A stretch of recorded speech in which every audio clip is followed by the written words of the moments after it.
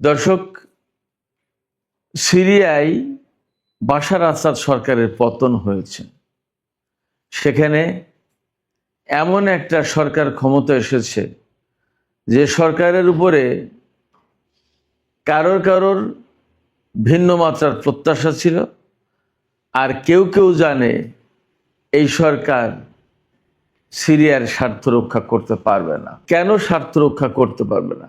আর যারা ভাবছিল এই সরকার তাদের খুব পছন্দের সরকার, কেনই বা তারা ভাবছিল এটা পছন্দের সরকার?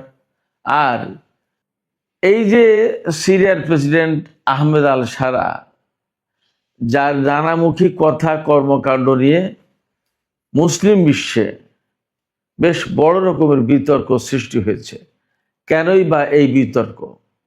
তুরস্কের সিরিয়ার রাজনীতিতে, বিশেষ করে এই আহমেদ আল সারাকে ক্ষমতায় বসানোর ক্ষেত্রে তুরস্কের প্রেসিডেন্ট রজব তাইয়েব এরদোগানের বিশেষ ভূমিকা ছিল। যদি আহমেদ আল সারা মুসলিম উম্মার জন্য বা সিরিয়ার জাতীয় স্বার্থের জন্য খুব উপযোগী না হন, তাহলে কেন এরদোগান তাকে ক্ষমতায় বসানোর জন্য এতটা মরিয়া ছিলেন? এবং এখন এত বিতর্ক আসলে কেন হলো? সিরিয়ার ভেতরের রাজনীতির গল্পটা আসলে কি? সুপ্রিয় দর্শক, আজকের এই ভিডিওতে আমরা সিরিয়ার ভেতর বাইরের মূল গল্পের আদ্যপান্ত জানার চেষ্টা করব।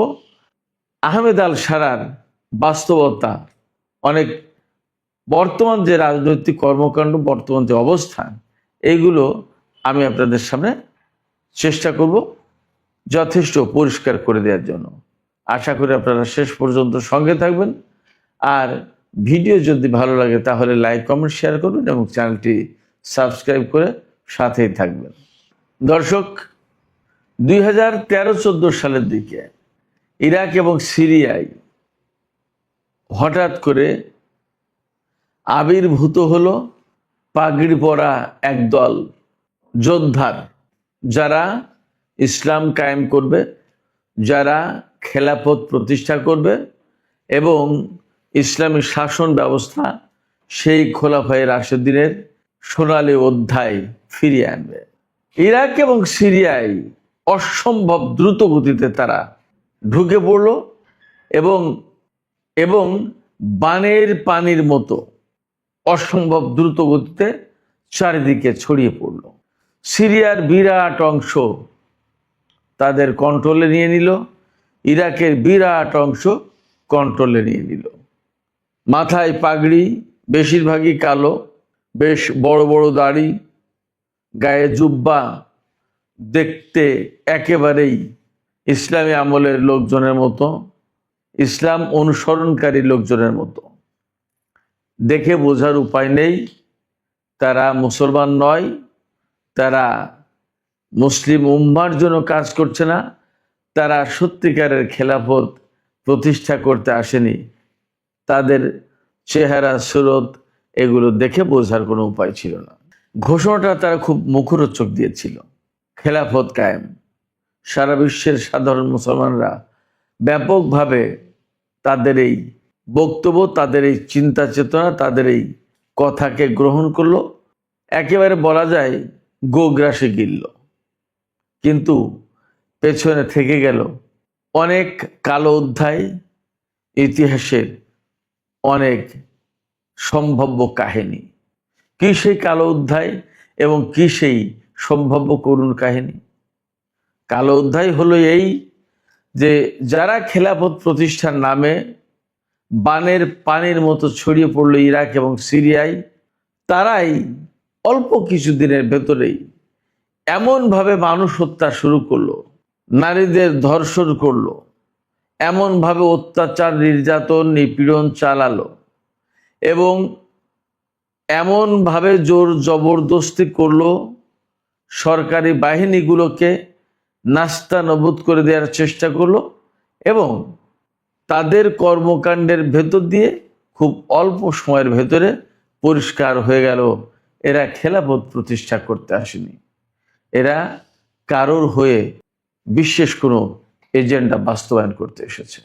খুব দ্রুতই বিষয়গুলো অনেকের কাছেই স্পষ্ট হয়ে গেল। বিশেষ করে ইরান এই বিষয়টি খুব দ্রুত বুঝে ফেলল এবং এর পাল্টা ব্যবস্থা নেওয়া শুরু করলো। অনেকে ইরানকে এই খেলাফত প্রতিষ্ঠাকারীদের বিরুদ্ধ শক্তি বলে তখন প্রচার শুরু করলো এবং এই ব্যাপারে অর্থাৎ খেলাফত প্রতিষ্ঠাকারী সকল যে লোকজন তাদের পক্ষে পাশ্চাত্য এবং আরব অঞ্চলের গণমাধ্যমগুলো একেবারে চোখ বন্ধ করে সমর্থন দিল, নানানভাবে তাদের কর্মকাণ্ডকে বৈধ করলো এবং ইরান যেটা করতে চাইলো অর্থাৎ তাদেরকে প্রতিরোধ করার চেষ্টা করলো। সিরিয়ার প্রেসিডেন্ট বাশার আল আসাদ তিনি প্রতিরোধ করার চেষ্টা করলেন। ইরাকের তখন মালিকি সরকার সম্ভবত নুরি আল মালিকি, তারা প্রতিরোধ করার চেষ্টা করলেন। সবাইকে তখন ইসলাম বিরোধী আখ্যা দেয়া হলো, মুসলিম বিরোধী, মুসলিম স্বার্থের বিরোধী এটা চেষ্টা করা হলো প্রতিষ্ঠা করার জন্য। কিন্তু বাস্তবতা আসলেই নির্মম এবং এই কথিত খেলাফত প্রতিষ্ঠাকারী কারা ছিল তাদের বিষয় পরিষ্কার হয়ে গেল এবং পরিষ্কার হলো সবচেয়ে এই বিষয়টি যে এরা প্রকৃতপক্ষে মুসলমানদের স্বার্থে তো নয়ই, বরং মুসলমান এবং ইসলামদের ধ্বংস করার জন্য এসছে। তারা যে সমস্ত উগ্রবাদী সন্ত্রাসবাদী কর্মকাণ্ডে জড়িয়ে পড়লো, যেগুলো করতে থাকলো, তাতে সারা বিশ্বের কাছে এই মেসেজ যেতে থাকলো যে ইসলাম বুঝি এমনই, ইসলাম বুঝি এমন উগ্রবাদী, এমন সন্ত্রাসী। অতএব তারা যে প্রকৃতপক্ষে ইসলামকে সর্বনাশ করতে এসেছে এইটা একটা পর্যায়ে গিয়ে মানুষের কাছে পরিষ্কার হলো। এর ভেতরে ইরাক এবং সিরিয়ায় হাজার হাজার মানুষ প্রাণ দিল। শুরু হলো লড়াই। একপাশে পশ্চিমা এবং আরব বিশ্বের ব্যাপক সমর্থন পুষ্ট, তুরস্কের সমর্থন পুষ্ট এই আইএস এবং এখান থেকে অনেকগুলো ফ্যাকশন তৈরি হলো। হায়াতে তাহরির শাম এরকম অনেকগুলো সংগঠন হলো, যার কোনোটার পেছনে তুরস্ক, কোনোটার পেছনে আমেরিকা, কোনোটার পেছনে ইসরায়েল, কোনোটার পিছনে আরব বিশ্ব, এইভাবে। বাট সবারই চূড়ান্ত লক্ষ্য সিরিয়া থেকে বাশার আল আসাদ সরকারকে হটাও। ইরাকে তারা খেলাফত কায়েম করেছে এবং অন্যায়, অনাচার, নির্যাতন, হত্যা, ধর্ষণ এগুলো চালিয়ে যাচ্ছে। ইরাকে আসা মানেই হচ্ছে ইরানের সীমান্তে একদম। তখন ইরানের তো গায়ে জ্বালা ওঠার কথা। আলটিমেটলি ইরানও রুখে দাঁড়ালো এবং এই কাজে সিরিয়ার প্রেসিডেন্ট বাশার আল আসাদ ইরান এবং রাশিয়ার সমর্থন চাইল, সাহায্য চাইল। ওপাশে লেবানন থেকে একটা প্রতিরোধকামী সংগঠন বাশার আল আসাদকে সাহায্য করার জন্য এগিয়ে আসলো। শুরু হলো তুমুল লড়াই। এর ভেতরে আমেরিকা এবং পাশ্চাত্যের আরো বহু সংখ্যক দেশ, নেটোভুক্ত দেশ, বহু সংখ্যক দেশ, মোট 65 দেশ তাদের যৌথ বিমান বাহিনী গঠন করলো এবং তারা সিরিয়ায় এই কথিত ইসলামী শক্তি আইএস এর বিরুদ্ধে বিমান হামলা চালাতে শুরু করলো। নামে নামে বিমান হামলা চালায়, কিন্তু আসলে কাজে কিছু হয় না।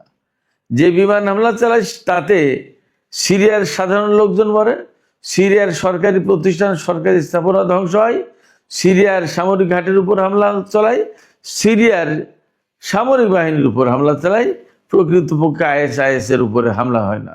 তখন একটা পর্যায়ে বারাক ওবামা ক্ষমতা এবং হিলারি ক্লিন্টন পররাষ্ট্রমন্ত্রী, হিলারি ক্লিন্টনের নেতৃত্বে ফ্রেন্ডস অফ সিরিয়া নামে একটা সংস্থা গঠন করা হলো। এই সংগঠন বা এই সংস্থার দুটো বৈঠক হয়েছে তুরস্কে, ফ্রেন্ডস অফ সিরিয়া। তুরস্কের সাথে বাশার আল আসাদের কিন্তু একসময় খুব ভালো সম্পর্ক ছিল। দুই প্রতিবেশী দেশ, অনেক ইতিহাস, ঐতিহ্য, অনেক কিছু একসাথে। অথচ একটা পর্যায়ে গিয়ে এই বাশার আল আসাদ সরকারকে উৎখাত করার জন্য এরদোগান উঠে পড়ে লাগলেন। তিনি সিরিয়ায় মুসলিম ব্রাদারহুডের শাসন কায়েম করার কথা বলেন। নিজের দেশে ইসলামী শাসন প্রতিষ্ঠার কোনো খবর নেই, নিজের দেশে মুসলিম ব্রাদারহুডের শাসনের কোনো খবর নেই, কিন্তু সিরিয়ায় মুসলিম ব্রাদারহুডের শাসন প্রতিষ্ঠার জন্য তিনি খুব অ্যাডামেন্ট হয়ে উঠলেন, সিরিয়াস হয়ে উঠলেন। তিনি এই যে আজকের যে আহমেদ আল সারা, তাদের যে মূল সংগঠন হায়াতে তাহরিরা শাম, তাদেরকে সমর্থন দেওয়া শুরু করলেন রজব তাইয়িব এরদোগান। তার টার্গেট ছিল সিরিয়ার একটা বিরাট বড় ভূখণ্ড তুরস্কের আওতাধীন করতে হবে, নিজেদের অধীনস্থ করতে হবে। বাশার আল আসাদ সরকার থাকলে এটা সম্ভব না, তুরস্কের এটা কাহিনী। ইসরায়েল বা পাশ্চাত্যের তাদের প্রত্যাশা ছিল বাশার আল আসাদ সরকার যতক্ষণ পর্যন্ত ক্ষমতা আছে ততক্ষণ পর্যন্ত সিরিয়ার আকাশ, সিরিয়ার ভূমি মুক্ত না। অতএব ইসরায়েল যে গ্রেটার ইসরায়েল প্রতিষ্ঠা করতে চায় সেটা সম্ভব না। একেবারে ইসরায়েল থেকে সামনে পা বাড়ালেই সিরিয়া, বাশার আল আসাদ সরকার, যারা কখনো ইসরায়েলের সাথে সম্পর্ক প্রতিষ্ঠার চিন্তাও করেনি, বরং যুদ্ধ করেছে কয়েকবার। অনেক দেশ, আরব দেশ ইসরায়েলের সাথে মীমাংসা করেছে, আপোষ সফা করেছে, কিন্তু বাশার আল আসাদ সরকার বা তার বাবা হাফিজ আল আসাদের সরকার কখনো আপোষ সফায় যায়নি। এছাড়া ইসরায়েল যে গ্রেটার ইসরায়েল প্রতিষ্ঠা করতে চায় বা আমেরিকার নিউ মিডল ইস্ট প্ল্যান বাস্তবায়ন করতে চায়, সেটা করতে গেলে সিরিয়াকে ভাঙতে পারলে বা সিরিয়ার বাশার আসাদকে যদি উৎখাত করে দেওয়া যায়, তাহলে দ্রুত গতিতে ইরাক দখল করে নিয়ে ইরান দখল করে নেবে, একদম সহজ। তখন আফগানিস্তানে কিন্তু মার্কিন বাহিনী দখলদারিত্ব কায়েম করে রেখেছে। এইরকম একটা প্রেক্ষাপটে সিরিয়া দখল করাটা খুব গুরুত্বপূর্ণ ছিল। ইরান এই পলিটিক্স বুঝতে পারলো, এই ষড়যন্ত্র বুঝতে পারলো, বুঝে তারা দ্রুতই রুখে দাঁড়ালো, রাশিয়ার সাহায্য নিল এবং বাশার আল আসাদ সরকার টিকে গেল। এপাশে ইরান একটা অবস্থায় থাকলো, রাশিয়াও অবস্থায় থাকলো, সারা বিশ্বে রাশিয়ার নতুন করে একটা প্রভাব প্রতিপত্তি তৈরি হলো। এর ভিতর দিয়ে ইসরায়েল কিন্তু প্রায় প্রতিদিন সিরিয়ায় হামলা চালায়, অথচ সিরিয়ায় কিন্তু ইরান তার একটা ভালো অবস্থান গড়ে তুলছিল, সামরিক অবস্থান। এবং সেই সময় ফিলিস্তিন, লেবানন থেকে শুরু করে ইরাক, ইয়েমেন, সব জায়গায় একটা প্রভাবশালী প্রতিরোধকামী সংগঠন, তারা এই যে প্রক্সি ফোর্স যেটা, এরা গড়ে উঠল। এই ভেতরে ইরানি কনসুলেটে হামলা চালালো ইসরায়েল, যাতে ইরান প্রতিশোধ হিসেবে ইসরায়েলে হামলা চালালো। শুরু হলো ইসরায়েল এবং ইরান যুদ্ধ, ইতিহাসের নতুন অধ্যায়। এইগুলো করতে করতে করতে করতে এর ভেতরে যখন সিরিয়াটা বেশ অস্থিতিশীল, ইসরায়েলের হামলা, ইরানের সাথে ইসরায়েলের যুদ্ধ ইত্যাদি ইত্যাদি মোকাবেলায় বেশ একটা অস্থিতিশীল, ঠিক সেই মুহূর্তে তুর্কি সীমান্ত থেকে শুরু হলো বাশার আল আসাদ সরকার বিরোধী আন্দোলন। একেবারে পঙ্গপালের মতো লেলিয়ে দেওয়া হলো। খুব একটা নাজুক সময়ে যখন ইরান, রাশিয়া, বাশার আল আসাদ সরকার বা অত্র অঞ্চলের যে সমস্ত প্রতিরোধকামী সংগঠন যারা ইসরায়েল এবং আমেরিকার বিরুদ্ধে কাজ করে, তাদের বিরুদ্ধে লেলিয়ে দেওয়া হলো। তুরস্ক এই কাজটা করলো, এরদোগান। এবং তখন এমন পরিস্থিতি যে তাদের বিরুদ্ধে যদি সিরিয়ার আসাদ সরকার সামরিক বাহিনী নিয়ে যুদ্ধ শুরু করে, তাহলে সিরিয়ায় রক্ত গঙ্গা বয়ে যায়, অর্থাৎ সিরিয়ায় প্রচন্ড রকমের হানাহানি, মারামারি শুরু হয়। এটা বাদ দেওয়ার জন্য, এটা এড়ানোর জন্য বাশার আল আসাদ সরকার অনীহা প্রকাশ করলো এবং বললো যে এটা আমরা করতে চাই না। তখন ইরান এবং রাশিয়া বললো আচ্ছা ঠিক আছে, যার দেশ সে যদি করতে না চায় তাহলে তাকে ছেড়ে দেওয়া হোক। তখন বাশার আল আসাদ সরকার রাশিয়ায় আশ্রয় নিলেন এবং সিরিয়া এই জোলানির নেতৃত্বে হায়াতে তাহরিরা শামের অধীনে চলে গেল। তারা সরকার কায়েম করলো, ইসলামী সরকার প্রতিষ্ঠা করবে বলেছিল, কিন্তু জোলানির অধীনে সিরিয়া যাওয়ার কয়েকদিনের ভেতরেই ইসরায়েল ব্যাপকভাবে কয়েকদিন ব্যাপী হামলা চালিয়ে সিরিয়ার সমস্ত সামরিক ঘাঁটি, অস্ত্র, ক্ষেপণাস্ত্র, প্রতিরক্ষা ব্যবস্থা, যত যা কিছু ছিল সমস্ত সবকিছু ধ্বংস করে দিল। এবং তখন তো সিরিয়ার সামরিক বাহিনী সংগঠিত না। আসাদ সরকারে কে কার পক্ষে যাবে, অনেক কিছু, কার বিচার হবে কার বিচার হবে না, জুলানি কারে রাখবে অনেক কিছু, এইরকম একটা সুযোগ নিয়ে ইসরায়েল একদম তছনছ করে দিল সিরিয়াকে। এরদোগান কিন্তু কিছুই বলেননি, কিছুই করেননি। এই পরিস্থিতিতে আজকে জুলানি সিরিয়ার প্রেসিডেন্ট হিসেবে ইসরায়েলের সাথে শান্তি চুক্তি করার চেষ্টা করছেন, নিরাপত্তার চুক্তি, যাতে সিরিয়া ভালো থাকে।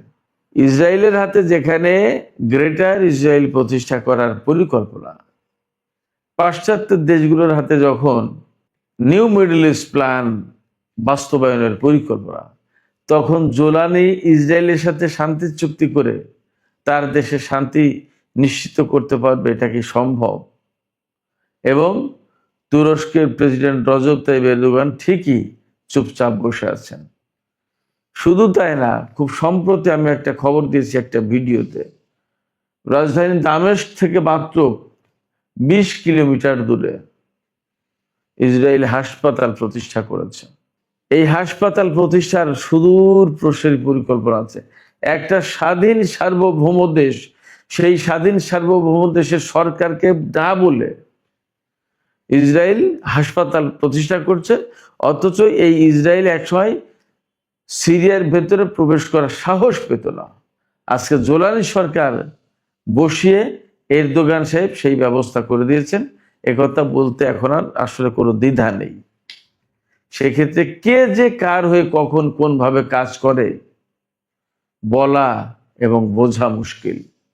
সুপ্রিয় দর্শক, আজকে মধ্যপ্রাচ্যের যে পরিস্থিতি, সেই পরিস্থিতিতে কোনো মতেই না সিরিয়ার জন্য, না মধ্যপ্রাচ্যের মুসলিম জনগোষ্ঠীর জন্য, না মুসলিম উম্মার জন্য এই আহমেদ আল সারা ওরফে জোলানি কোনো ভূমিকা রাখতে পারবে।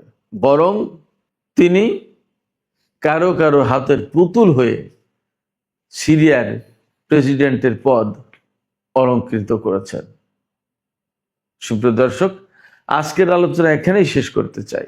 আলোচনা শেষের আগে আমি আপনাদের কাছে জানতে চাই, আপনাদের মতামত বুঝতে চাই যে আহমেদ আল সারা বা ওরফে জুলানি যিনি, তিনি কি আসলেই সিরিয়ার জাতীয় স্বার্থ রক্ষা